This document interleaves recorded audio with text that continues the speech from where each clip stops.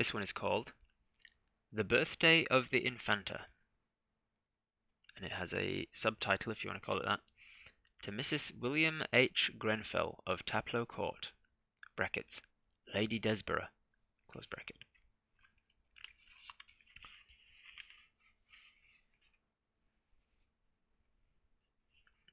It was the birthday of the Infanta. She was just 12 years of age, and the sun was shining brightly in the gardens of the palace. Although she was a real princess, and the Infanta of Spain, it's always the first couple of lines that I mess up.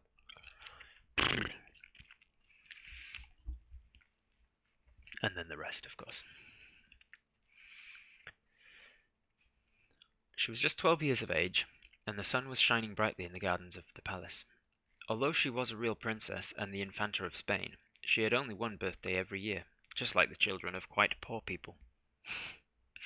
So it was naturally a matter of great importance to the whole country that she should have a really fine day for the occasion.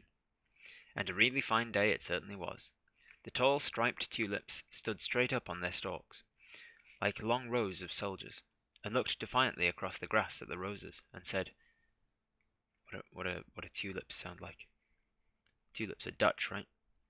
Should I try and do my... Not Dutch, Danish. I always get those two mixed up. Dutch is Denmark, Danish is Netherlands. Tulips remind me of the Netherlands, but I can't think what a Netherlands accent is. Amsterdam. I'm from Holland. Isn't that weird? We are quite as splendid. It's just German. We are quite as splendid as you are now. The purple butterflies fluttered about with gold dust on their wings, visiting each flower in turn. The little lizards crept out of the crevices of the wall, and lay basking in the white glare, and the pomegranates split and cracked with the heat, and showed their bleeding red hearts. Even the pale yellow lemons that hung in such profusion from the... Even the pale yellow lemons that hung in such profusion from the mouldering trellis, and along the dim arcades, seemed to have caught a richer colour from the wonderful sunlight, and the magnolia trees opened their great globe-like blossoms of folded ivory, and filled the air with their sweet, heavy perfume. The little princess herself walked up and down the terrace with her companions, and played at hide-and-seek round the stone vases and the old moss-grown statues. On ordinary days she was only allowed to play with children of her own rank, so she had always to play alone. But her birthday was an exception, and the king had given orders that she was to invite any of her young friends whom she liked to come and amuse themselves with her. There was a stately grace about these slim Spanish children as they glided about, the boys with their large plumed hats and short fluttering cloaks, the girls holding up the trains of their long brocade gowns, and shielding the sun from their eyes with huge fans of black and silver. But the Infanta was the most graceful of all, and the most tastefully attired, after the somewhat cumbrous fashion of the day. Her robe was of grey satin, the skirt and the wide puffed sleeves heavily embroidered with silver, and the stiff corset studded with rows of fine pearls. Two tiny slippers with big pink rosettes peeped out beneath her dress as she walked. Pink and pearl was her great gauze fan, and in her hair, which like an aureole of faded gold stood out stiffly round her pale little face, she had a beautiful white rose. Beautiful white nose. Hey, Miss Bowman, how's it going? Don't worry, you get ready for bed, and then I'll read you to sleep with some Oscar Wilde.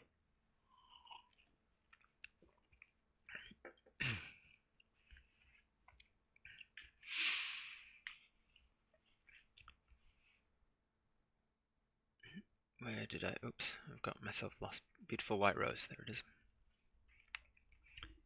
From a window in the palace, the sad melancholy king watched them. Behind him stood his brother, Don Pedro of Aragon, whom he hated, and his confessor, the Grand Inquisitor of Granada, sat by his side. Sadder even than usual was the king, for as he looked at the Infanta bowing with childish gravity to the assembling courtiers, or laughing behind the fan at the grim Duchess of Albuquerque, who always accompanied her, he thought of the young queen, her mother, who but a short who but a short time before, so it seemed to him, had come from the gay country of France, and had withered away in the sombre splendour of the Spanish court, dying just 6 months after the birth of the child, and before she had seen the almond blossoms twice in the orchard, or plucked the second year's fruit from the old gnarled fig tree that stood at the centre of the now grass-grown courtyard. So great had been his love for her, that he had not suffered even the grave to hide her from him. She had been embalmed by a Moorish physician, who in turn for this service had been granted his life, which for heresy and suspicion of magical practices had already been forfeited. Men said to the Holy Office and... Oh, whoops. That's another Oscar Wilde long sentence. She had been embalmed by a Moorish physician who in return for his service had been granted his life, which for heresy and suspicion of magical practices had already been forfeited, men said, to the Holy Office, and her body was still lying on its tapestried bier in the black marble chapel of the palace, just as the monks had borne her on that windy March day nearly 12 years before. Once every month the king, wrapped in a dark cloak and with a muffled lantern in his hand, went in and knelt by her side, calling out, "Mi reine! Mi reine!" and sometimes breaking through the formal etiquette that in Spain governs each separate action of life, and sets limits even to the sorrow of a king. He would clutch at the pale jewelled hands in a wild agony to grief, and try to wake by his mad kisses the cold, painted face. Today he seemed to see her again, as he had seen her first at the castle of Fontainebleau, when he was but 15 years of age, and she still younger. They had been formally betrothed on that occasion by the papal nuncio in the presence of the French king and all the court, and he had returned to the Escurial bearing with him a little ringlet of yellow hair, and the memory of 2 childish lips bending down to kiss his hand as he stepped into his carriage. Later on he had followed the marriage, hastily performed at Burgos, a small town on the frontier between the two countries, and the grand public entry into Madrid, with the customary celebration of High Mass at the church of La Atocha, and a more than usually solemn auto de fe, in which nearly 300 heretics, amongst whom were many Englishmen, had been delivered over the secular arm to be burned. Certainly he had loved her madly, and to the ruin, many thought, of his country, then at war with England for the possession of the empire of the New World. He had hardly ever permitted her to be out of his sight. For her he had forgotten, or seemed to have forgotten, all grave affairs of state, and with that terrible blindness that passion brings upon its servants, he had failed to notice that the elaborate ceremonies by which he sought to please her did but aggravate the strange malady from which she suffered. When she died, he was, for a time, like one bereft of reason. Indeed, there is no doubt but that he would have formally abdicated and retired to the great Trappist monastery of Granada, of which he was already titular prior, had he not been afraid to leave the little Infanta at the mercy of his brother, whose cruelty, even in Spain, was notorious, and who was suspected by many of having caused the Queen's death by means of a pair of poisoned gloves that he had preserved. This is not one sentence, Oscar.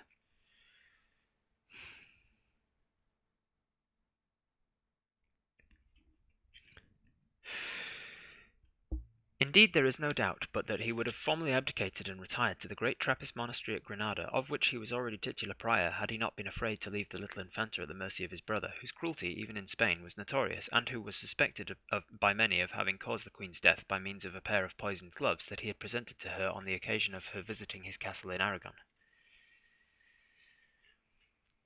Even after the expiration of the 3 years of public mourning that he had ordained throughout his whole dominions by royal edict, he would never suffer his ministers to speak about any new alliance, and when the emperor himself sent to him and offered him the hand of the lovely Archduchess of Bohemia, his niece, in marriage, he bade the ambassadors tell their master that the King of Spain was already wedded to sorrow, and that it's just done. It's just finished.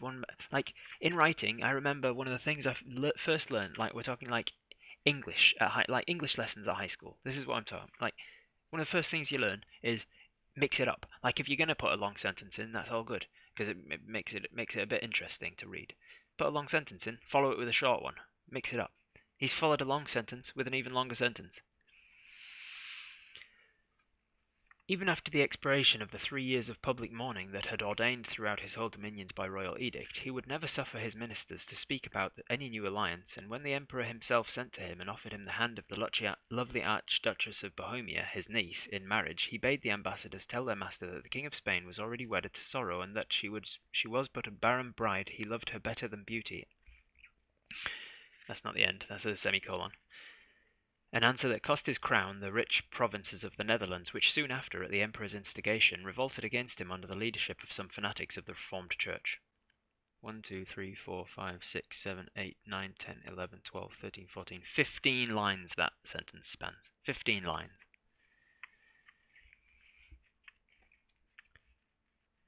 His whole married life, with its fierce, fiery-coloured joys and the terrible agony of its sudden ending, seemed to come back to him today as he watched the Infanta playing on the terrace.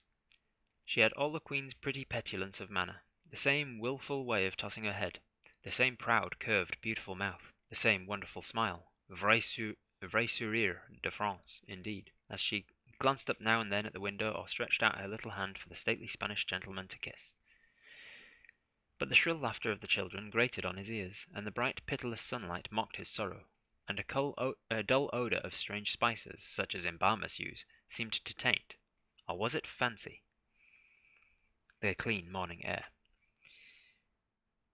He buried his face in his hands, and when the Infanta looked up again, the curtains had been drawn, and the king had retired.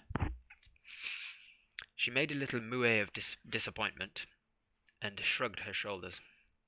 Surely he might have stayed. Oh, there was a different page. It wasn't fancy. It wasn't.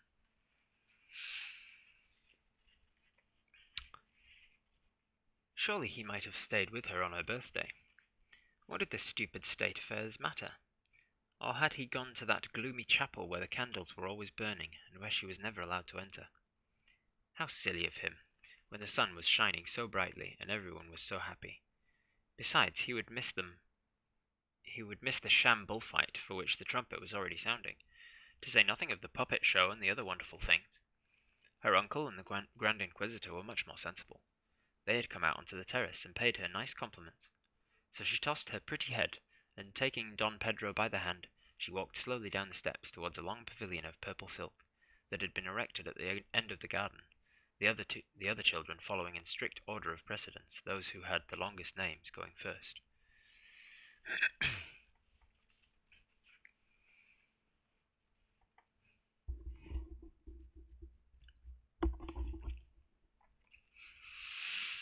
A procession of noble boys, fantastically dressed as toreadors.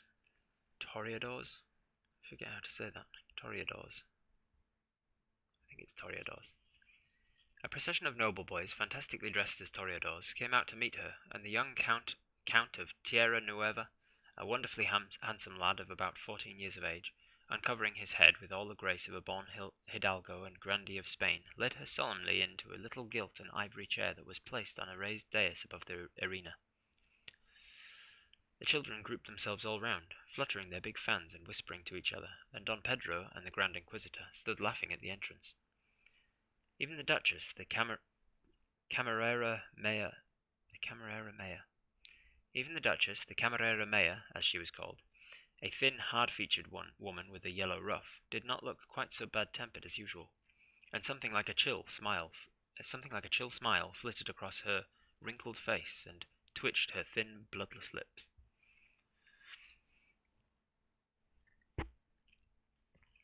It certainly was a marvellous bullfight, and much nicer, the Infanta thought, than the real bullfight that she had been brought to see at Seville on the occasion of the visit of the Duke of Parma to her father. Some of the boys pranced about on richly caparisoned hobby horses, brandishing long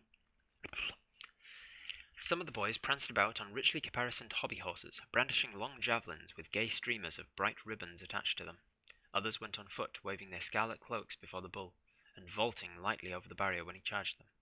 And as for the bull himself, he was just like a live bull, although he was made of wickerwork and stretched hide, and sometimes insisted on running round the arena on his hind legs, which no live bull ever dreams of doing. He made a splendid fight of it too, and the children got so excited that they stood upon the benches and waved their lace handkerchiefs and cried out, "Bravo, toro! Bravo, toro!" just as sensibly as if they had been grown-up people.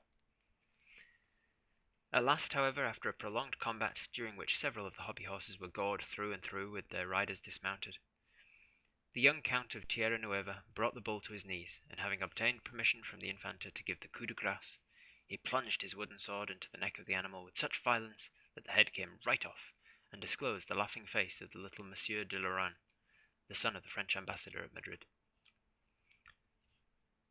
The arena was then cleared amidst much applause, and the dead hobby horses dragged solemnly away by two Moorish pages in yellow and black liveries, and after a short interlude, during which a French posture master performed upon a tightrope, some Italian puppets appeared in the semi-classical tragedy of Sophonisba.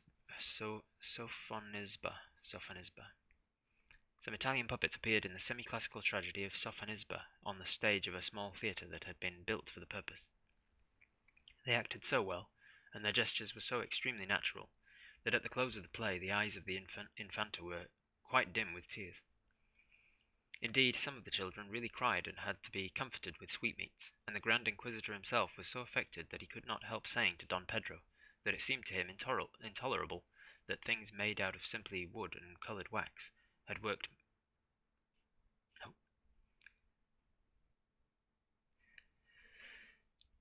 Indeed, some of the children really cried, and had to be comforted with sweetmeats, and the Grand Inquisitor himself was so affected that he could not help saying to Don Pedro that it seemed to him intolerable that things made simply of wood and coloured wax and worked mechanically with wires should be so unhappy and meet with such terrible misfortunes.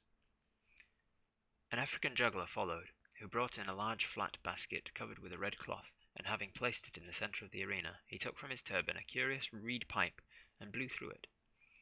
In a few moments the cloth began to move, and as the pipe grew shriller and shriller, two green and gold snakes put out their strange wedge-shaped heads and slowly rose up, swaying to and fro with the music as a plant sways in the water. The children, however, were rather frightened at their spotted hoods and quickly darting tongues, and were much more pleased when the juggler made a tiny orange tree grow out of the sand, and bear pretty white blossoms and clusters of real fruit. And when he took the fan of the little daughter of the Marquis de Las Torres, and changed it into a bluebird that flew all around the pavilion and sang, their delight and amazement knew no bounds. The solemn minuet, too, performed by the dancing boys from the church of Nuestra Señora del Pilar, was charming. The Infanta had never before seen this wonderful ceremony, which takes place every year at Maytime in front of the high altar of the Virgin, and in her honour, and indeed none of the royal family of Spain had entered the great cathedral of Saragossa since a mad priest, supposed by many to have been the pay of Elizabeth of England, had tried to administer a poisoned wafer to the Prince of Asturias. So many names in this one. Who arrived that I missed? I, a nice Tusil. Good to see ya. How's it going? Oh no, it's Wilde. Sorry, Cave Squonk. I've got two short stories to read from Wilde, and then I'm done.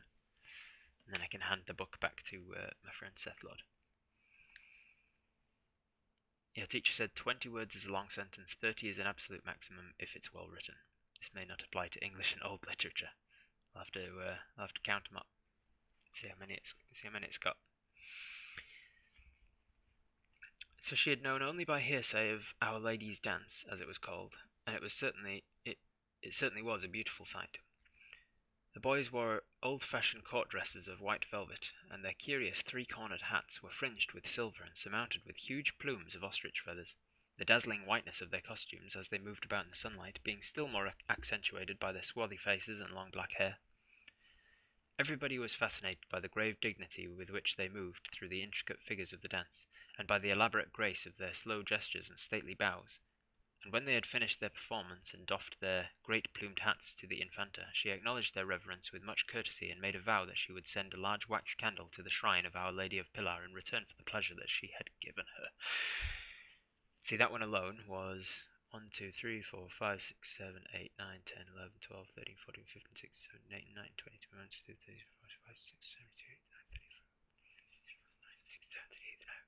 22, 23, 24, 25, 26, 27,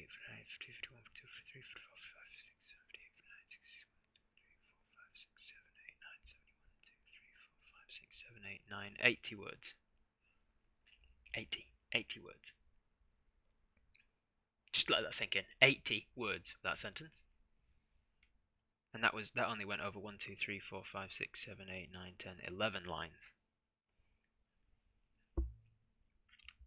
So I'll have to go back and count up the one that went over 15 lines before. Where's the punctuation? It does have punctuation in it, but just no full stops.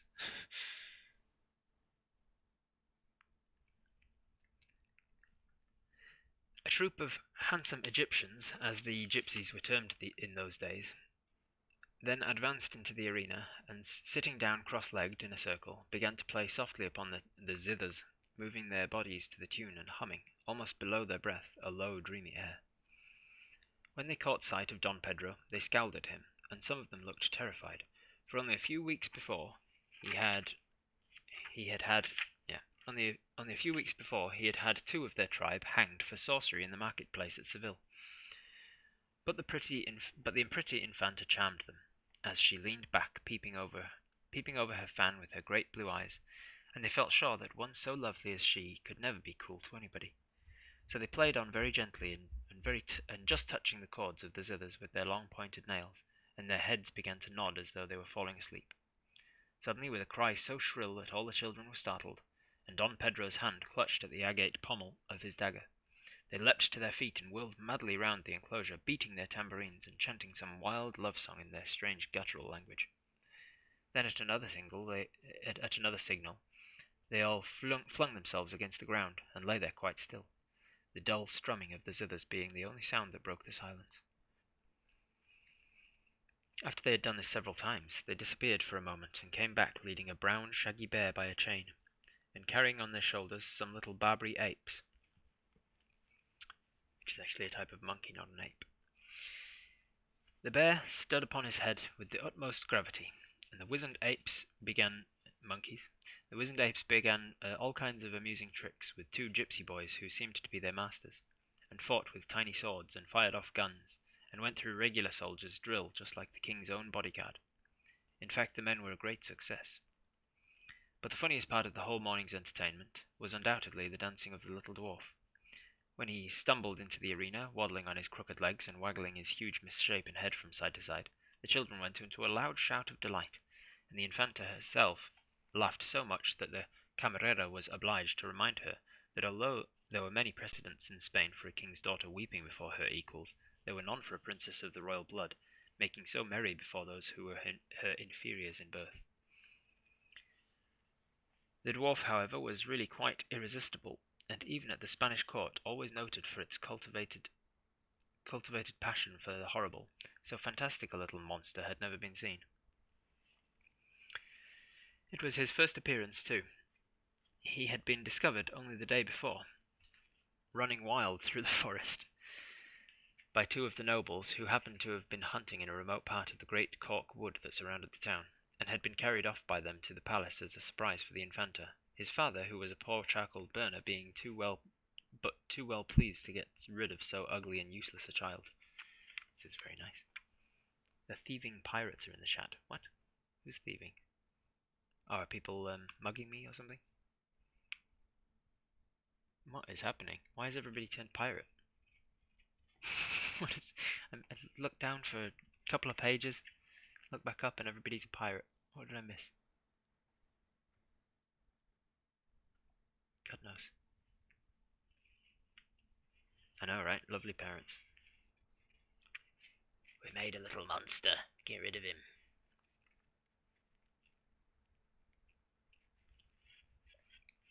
He had been discovered only the day before. Nope, I read that one. Blah blah blah. Father was only too pleased to get rid of so ugly and useless a child. I don't know anymore with these people. Ah, you were playing Sea of Thieves. Got it. Got it. Yar, perhaps the most amusing thing about him was his complete unconsciousness of his own grotesque appearance. Indeed, he seemed quite happy and full of the highest spirits. When the children laughed, he laughed as freely and as joyously as any of them, and at the close of each dance he made them each the funniest of bows, smiling and nodding at them just as if he was really one of themselves, and not a little misshapen thing that nature, in some humorous mood, had fashioned for others to mock at. Jesus Christ, Oscar Wilde. He could not keep his eyes off her, and seemed to dance for her alone. Oh, as for the Infanta, she absolutely fascinated him. He could not keep his eyes off her, and seemed to dance for her alone. And when the close of the performance, remembering how she had seen the great ladies of the court throw bouquets to Caffarelli, the famous Italian treble, whom the Pope had sent from his own chapel to Madrid, that he might cure the king's melancholy by the sweetness of his voice, she took out of her hair the beautiful white rose, and partly for a jest, and partly to tease the camerera, threw it to him across the arena with the sweetest smile. He took the whole matter quite seriously, and pressing the flower to his rough coarse lips, he put his hand upon his heart and sang. Fuck me!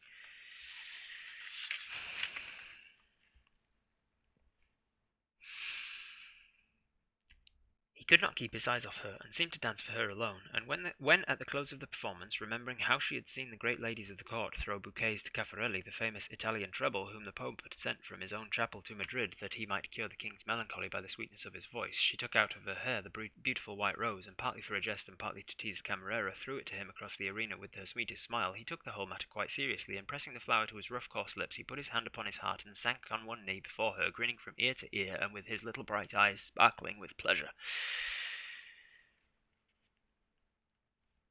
This so upset the gravity of the Infanta that she kept on laughing long after the little dwarf had run out of the arena, and expressed a desire to her uncle that the dance should be immediately repeated. The camerera, however, on the plea that the sun was too hot, decided that it would be better that her highness should return without delay to the palace, where a wonderful feast had already been prepared for her, including a real birthday cake with her own initials worked all over it in painted sugar, and a lovely silver flag waving from the top. I'm feeling faint just listening to it. It's a big one. Pirate when Squonk comes back. Where's Squonk gone? There she is. Yar! Good day, Cave Squonk. You went away and now everybody's a pirate. I don't know why, but we are. I thought my sentence was long. I should have shown them Wilde. That's right. I never knew that about Wilde. That is not a thing that I heard about him, but it's definitely something I've picked up now. Now that I've read him personally, I can say for sure that he likes long sentences.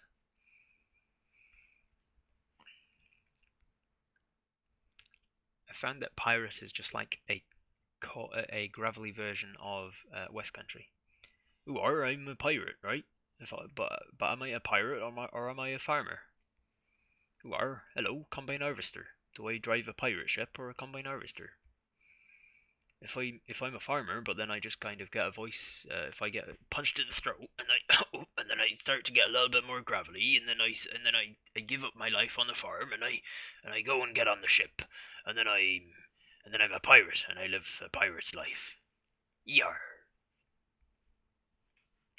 Macranjo's just made the best GIF. I will check it out later.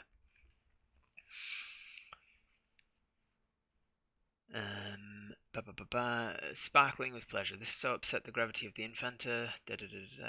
So I read that one already. That was another bloody long one.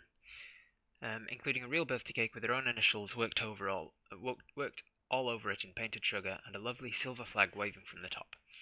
The Infanta, accordingly, rose up with much dignity, and having given orders that the little dwarf was to dance again for her after the hour of siesta, and conveyed her thanks to the young Count of Tierra Nueva for his charming reception, she went back to her apartments, the children following in the same order in which they had entered. Now when the little dwarf heard that he was to dance a second time before the Infanta, and by her own express command, he was so proud that he ran out into the garden, kissing the white rose in an absurd ecstasy of pleasure, and making the most uncouth and clumsy gestures of delight. The flowers were quite indignant at his daring to intrude into their beautiful home, and when they saw him capering up and down the walks, and waving his arms about over his head in a ridiculous manner, they could not restrain their feelings any longer. He really is far too ugly to be allowed to play in any place where we are. Wait, no, these are the tulips. Damn it. The tulips were basically German, because I can't do Dutch. Danish. Damn it. Danish, yeah. He really is far too ugly to be allowed to play in any place we are, cried the tulips. Lilies, where are lilies from? Can't think where lilies are from. Let's just say French. Lilies sound French.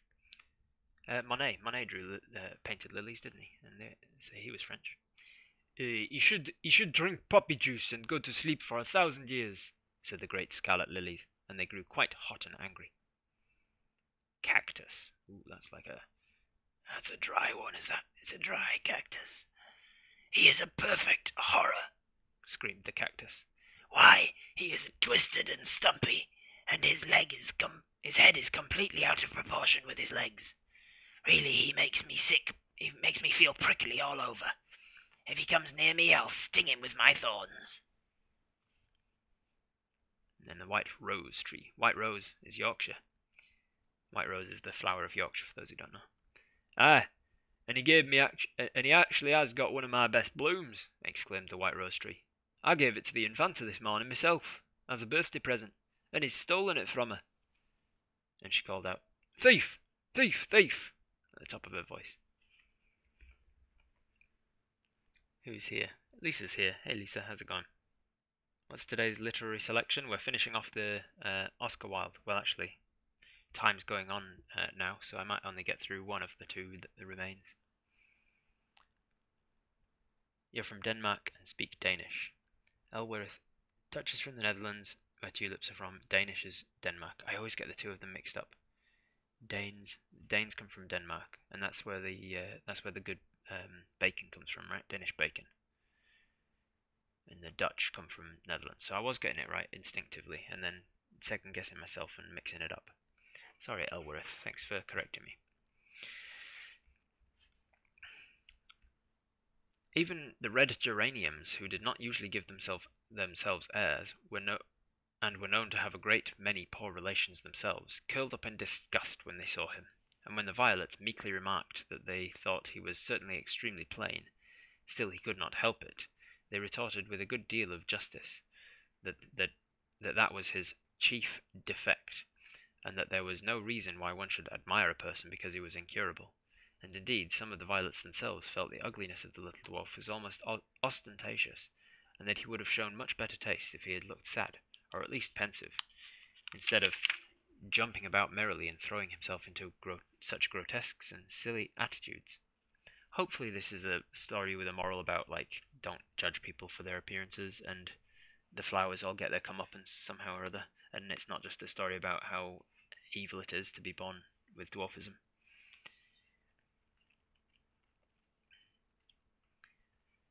As for the old sundial, who was an extremely remarkable individual, and had told the time of day to no less a person than the Emperor Charles V himself, he was so taken aback by the little dwarf's appearance that he almost forgot to mark 2 whole minutes with his long shadowy finger, and could not help saying to the great milk-white peacock, who was sunning herself on the balustrade, that everyone knew that the children of kings were kings, and that the children of charcoal burners were charcoal burners, and that it was absurd to pretend it wasn't so, a statement with which the peacock entirely agreed, and indeed screamed out when peacocks are Indian, right? Indian peacocks. Can I do Indian? I'm not sure if I've done Indian before. Veritas Paradox, thanks for the subscription. Ah, from Nicole Standing, of course. Thank you, Nicole Standing, for your continued generosity. I appreciate it greatly. Elusive Goose and Veritas Paradox, enjoy your subscription. Some hypes in the chat for Nicole Standing's generosity.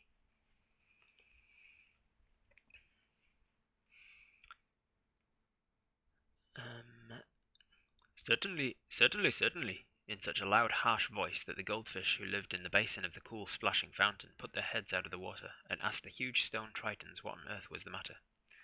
But somehow the birds liked him. They had seen him often in the forest, dancing about like an elf after the eddying leaves, or crouched up in the hollow of some old oak tree, sharing his nuts with the squirrels. They did not mind his being ugly a bit. Why, even the nightingale herself, who sang so sweetly in the orange groves at night that sometimes the moon leaned down to listen, was not much to look at after all. And besides, he had been kind to them. And during that terribly bitter winter, when there were no berries on the trees, and when the ground was as hard as iron, and the wolves had come down from the very gates of the city to look for food, he had never once forgotten them, but he had always given them crumbs out of his little hunch of black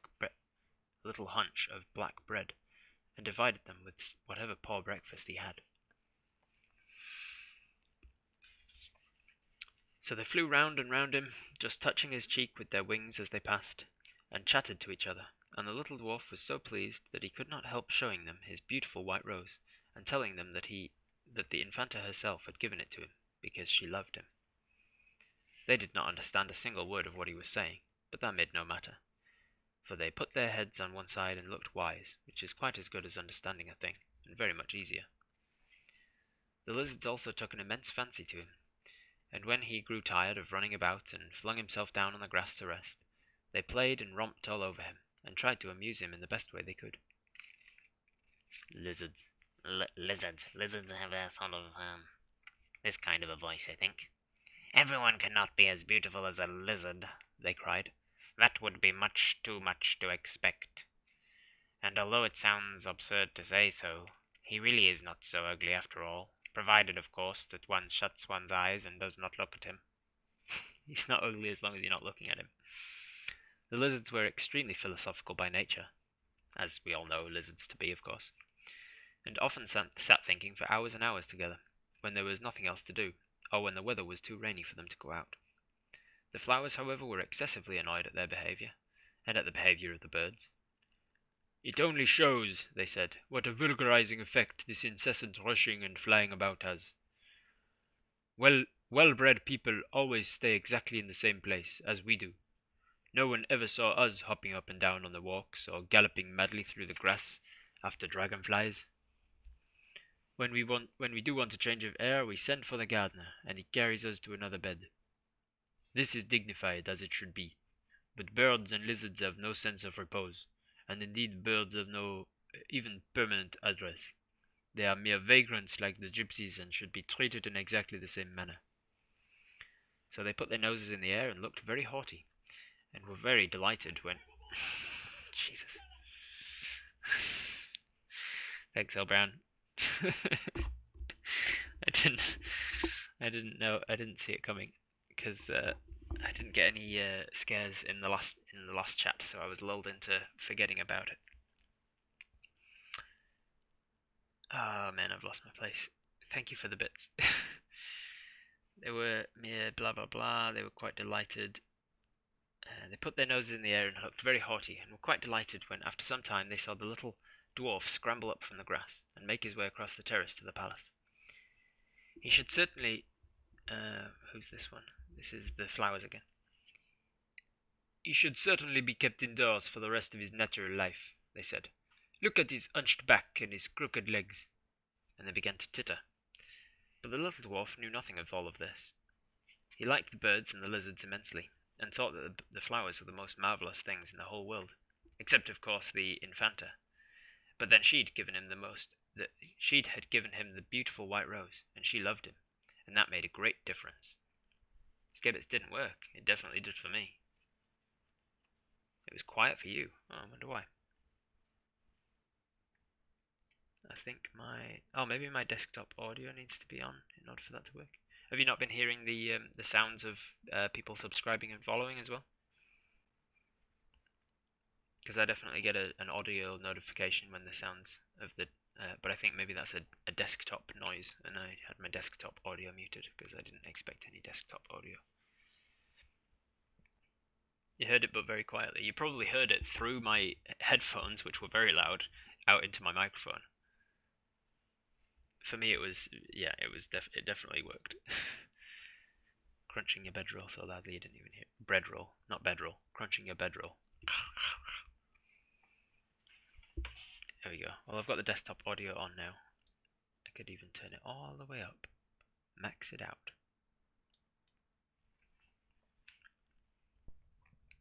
You heard it through my head. Yeah. You heard the vibrations of the noise echo through my skull and out of my mouth.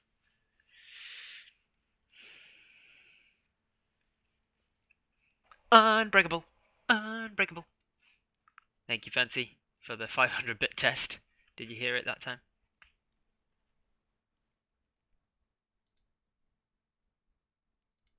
That one didn't seem as loud. I know that one's not meant to be as loud, but that one didn't feel as loud. Have I got a setting on here that would change anything? Everything's at full volume. Tasty woolen bedrolls. Yum, yum, yum. Hey Gonza, how's it going? Good to see you've stuck around from yesterday's raid. Not like from yesterday's raid, obviously. Well, maybe. I don't know. Maybe you just had my channel open for 8 hours. Just happened to be here again. But more likely you've just come back. Cheers.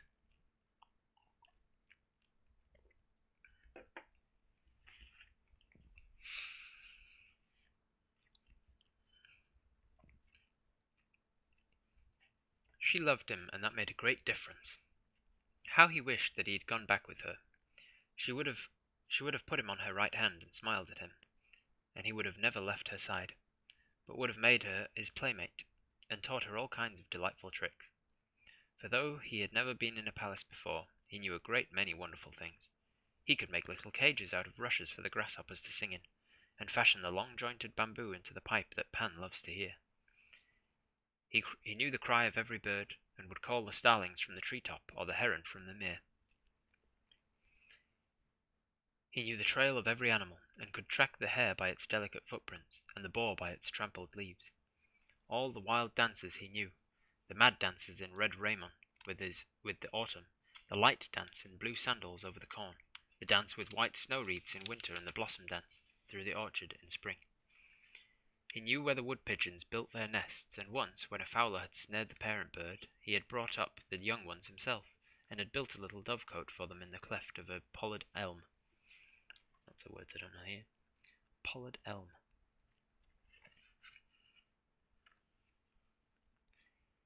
They were quite tame, and used to feed out of his hands every morning. She would like them, and the rabbits that scurried about in the long fern, and the jays with their steely feathers and black bills, and oh, there we go. Bloody hell, that's a bit of a scare now as well, now that I've turned it up. Pusinator59, thank you very much for the follow. She would like them and the rabbits that scurried about in the fern, the jays with their steely feathers and black bills, and the hedgehogs that could curl themselves into prickly balls, and the great wise tortoises that crawled slowly about, shaking their heads and nibbling at the young leaves. Yes, she must certainly come to the forest and play with him. He would give her his own little bed, and would watch outside the window till dawn, to see if that wild-horned cattle did not harm her, nor the gaunt wolves creep too near the hut. And at dawn he would tap the shutters. Thank you for the follow, Sparrow. Fly away. At dawn he would tap the shutters and wake her, and they would go out and dance together all the day long. It was really not a bit lonely in the forest. Sometimes a bishop rode through on his white mule, reading out of a painted book. Sometimes in their green velvet caps and their jerkins of tanned deerskin, the falconers passed by, with hooded hawks on their wrists. At vintage time came the grape treaders, with purple hands and feet wreathed with glossy ivy, and carrying dripping skins of wine, and the charcoal burners sat round their huge braziers at night, watching the dry logs charring slowly in the fire, and roasting chestnuts in the ashes. And the robbers came out of their caves and made merry with them. Breathe. I'm trying, but it's just, he doesn't put in enough breathing spaces. Once, too, he had seen a beautiful procession winding up the long dusty road at Toledo. The monks went in front, singing sweetly and carrying bright banners and crosses of gold, and then in silver armour with matchlocks and pikes came the soldiers, and in their midst walked 3 barefooted men, in strange yellow dresses painted all over with wonderful figures, and carrying lighted candles in their hands. Certainly there was a great deal to look at in the forest, and when she was tired, he would find a soft bank of moss for her, or carry her in his arms, for he was very strong, though he knew he was not tall. He would make her a necklace of red bryony berries, that would be quite as pretty as the white berries that she wore on her dress, and when she was tired of them, he could throw them away. He would find her others. He would bring her acorn cups and dew-drenched anemones, and tiny glowworms to be the stars of pale gold in her hair. But where was she? He asked the white rose, and it made him no answer. The whole palace seemed asleep, and even where the shutters had not been closed, heavy curtains had been drawn across the windows to keep out the glare. He wandered all round looking for some place through which he might gain an entrance, and at last he caught sight of a little private door that was lying open. He slipped through and found himself in a splendid hall, far more splendid, he feared, than the forest, There was so much more gilding everywhere, and even the floor was made of great coloured stones fitted together into a sort of geometrical pattern. But the little Infanta was not there. Only some wonderful white statues that looked down on him from their jasper pedestals with sad blank eyes and strangely smiling lips. At the end of the hall hung a richly embroidered curtain of black velvet, powdered with suns and stars, the king's favourite devices, and broidered on the colour he loved best. Perhaps she was hiding behind that. He would try at any rate.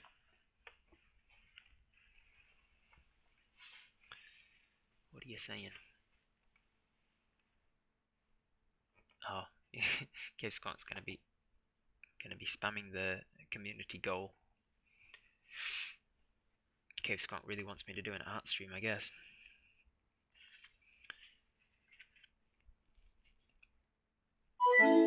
Oh, hello. BMX Rules 77 is now following. Thank you for the follow, BMX Rules. So he stole quietly across, and drew it aside. Nope, there was only another room, though a prettier room, he thought, than the one he had just left.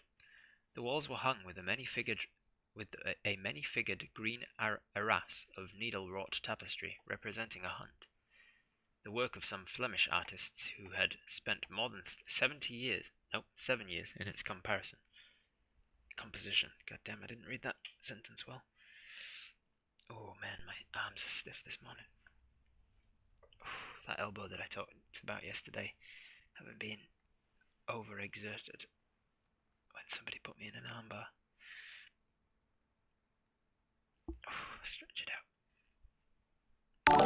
Oh, hello, Nicole. Thank you for the donation. That's very nice. It's getting me started towards my Spidey commission.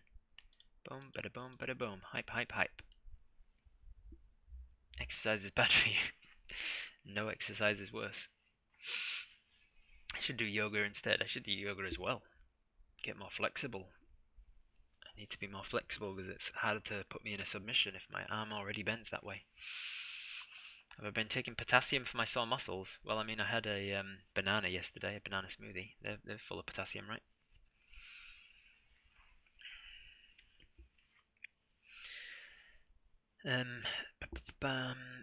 A new room, blah blah blah. Many-figured green arras of needle-wrought tapestry representing the hunt, blah blah blah.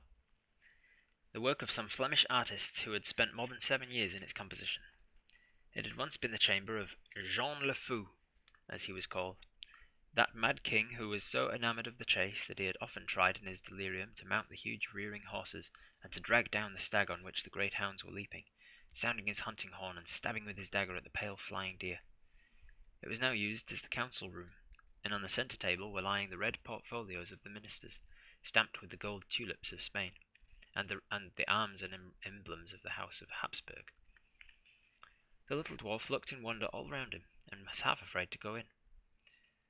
The strange silent horsemen that galloped so swiftly through the long glades without making any noise seemed to him like those terrible phantoms of which he had heard the charcoal burners speaking, the comprachos, who hunt only at night, and if they meet a man, turn him into a hind and chase him. But he thought of the pretty Infanta and took courage. He wanted to find her alone, and to tell her that he too loved her. Perhaps she was in the room beyond. He ran across the soft Moorish carpets and opened the door. No, she was not in here either. The room was quite empty. Good night, Elworth. Thank you for popping by.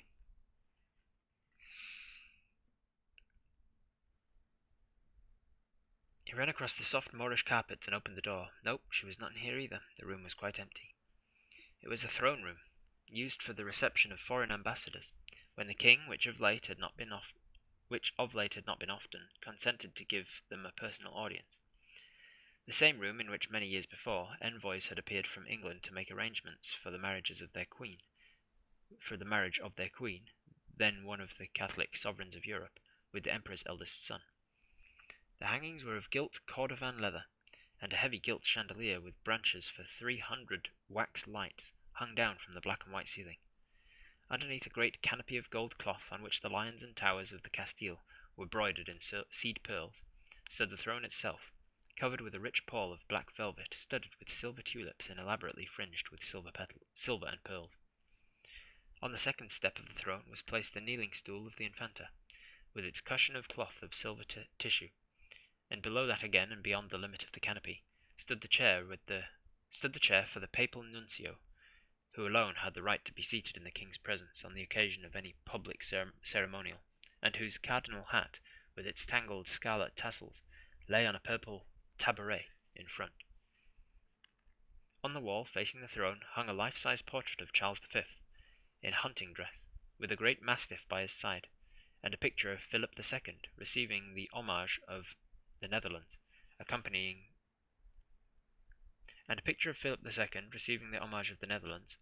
the centre of the other wall.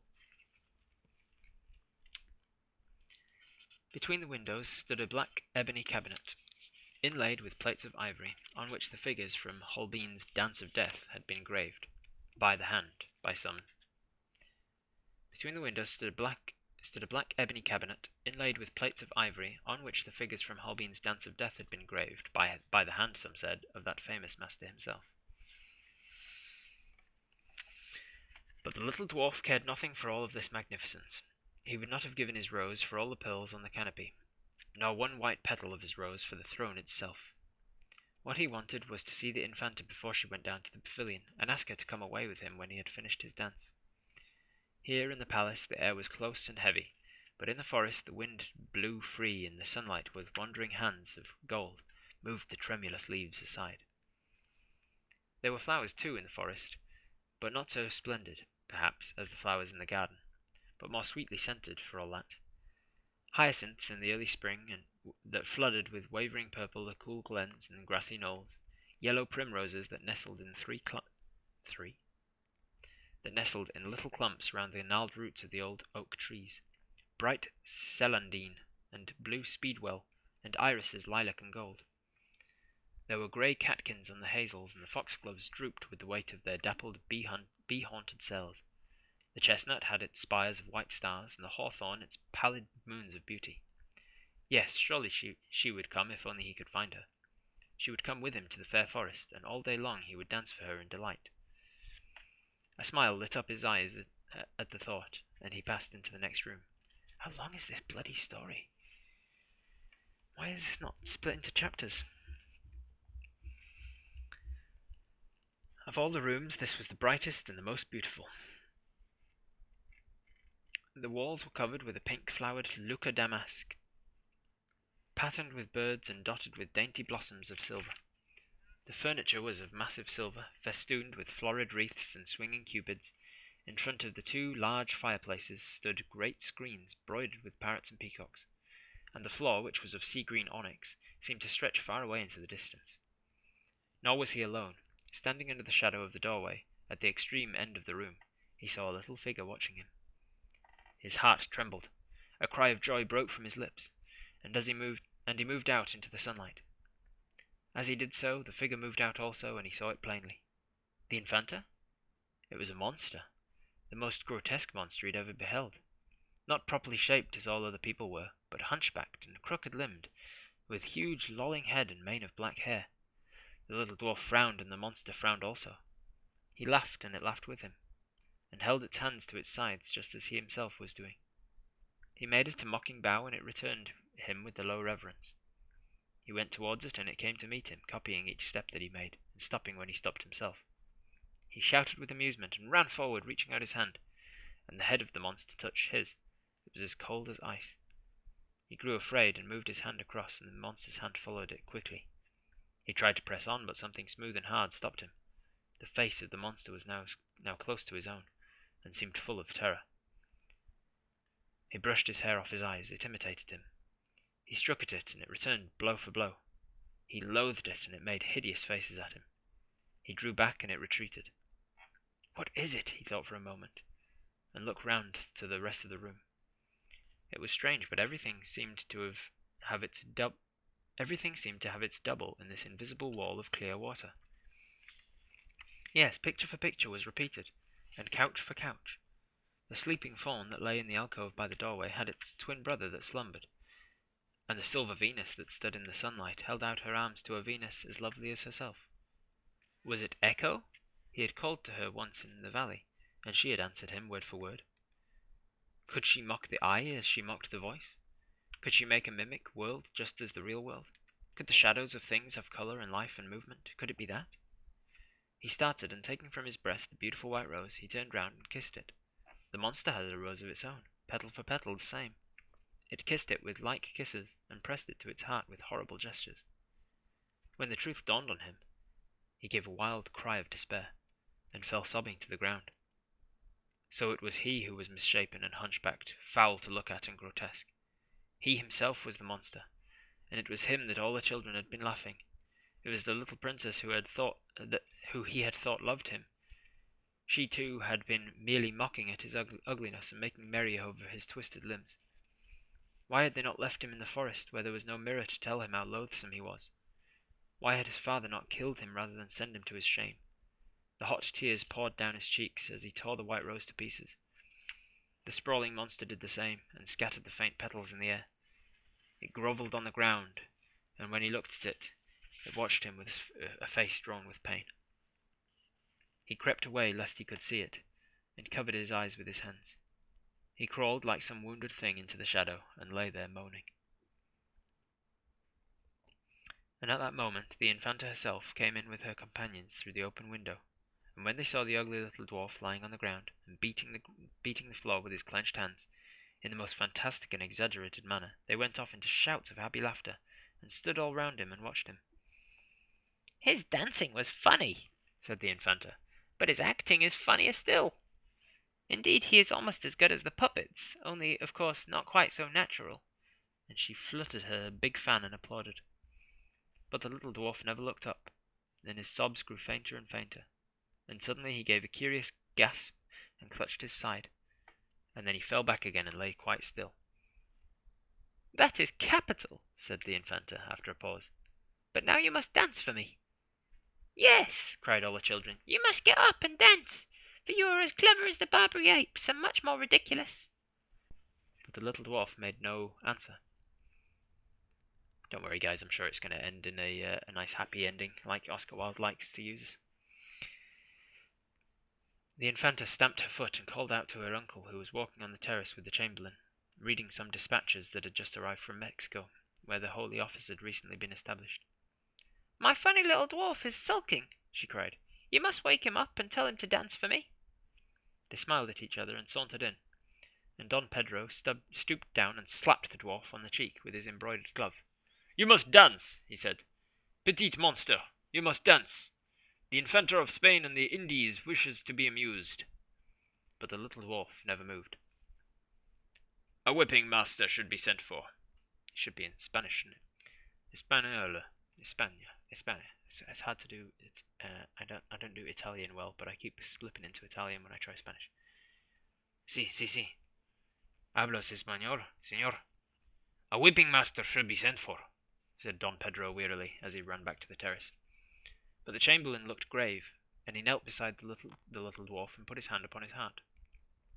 After a few moments he shrugged his shoulders, and rose up, and having made a low bow to the Infanta, he said, "Ma bella princessa, your funny little dwarf will never dance again. It is a pity." See, it's Italian again. Españolo. See, your funny little dwarf will never dance again.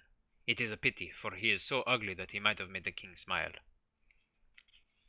"But why will he not dance again?" asked the Infanta, laughing. "Because his heart is broken," answered the chamberlain. And the Infanta frowned, and her dainty rose-leaf lips curled in pretty disdain. For the future, let those who come to play with me have no hearts," she cried, and she ran out into the garden. The end.